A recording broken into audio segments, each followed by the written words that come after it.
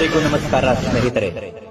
ನಾನು ನಿಮಗೆ ಯಾವ ವಿಷಯವನ್ನು ತಿಳಿಸುತ್ತೇನೆ ಎಂದರೆ, ನಿಮ್ಮ ಮೇಲೆ ಮಾಟ ಮಂತ್ರದ ಪ್ರಯೋಗವಾಗಿದ್ದರೆ, ಪ್ರೀತಿಯಲ್ಲಿ ನಂಬಿ ಮೋಸ ಹೋಗಿದ್ದರೆ, ಮನೆಯಲ್ಲಿ ಬಹಳಷ್ಟು ಕಿರಿಕಿರಿ ವಾತಾವರಣ ಸೃಷ್ಟಿಯಾಗಿದ್ದರೆ, ಅದರಿಂದ ಪರಿಹಾರವನ್ನು ಯಾವ ರೂಪದಲ್ಲಿ ಮಾಡಬೇಕು ಎಂದು.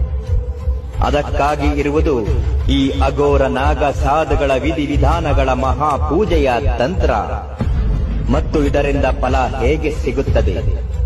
ನಿಮ್ಮ ಮೇಲೆ ವಾಮಾಚಾರಗಳ ಪ್ರಯೋಗದ ದೃಷ್ಟಿಯಾಗಿದ್ದರೆ ಅದನ್ನು ಹೇಗೆ ದೂರ ಮಾಡಬಹುದು. ಪ್ರೀತಿಯಲ್ಲಿ ನಂಬಿ ಮೋಸ ಹೋಗಿದ್ದವರು ಅದನ್ನು ಹೇಗೆ ಹಿಂಪಡೆಯಬೇಕು.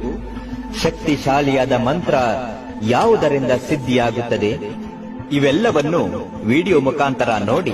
ಹಾಗೂ ನಿಮ್ಮ ಯಾವುದೇ ಘೋರ, ಗುಪ್ತ, ನಿಗೂಢ ಸಮಸ್ಯೆಗಳು ಇದ್ದರೂ ನಮ್ಮ ನಂಬರಿಗೆ ಒಂದು ಕರೆ ಮಾಡಿ.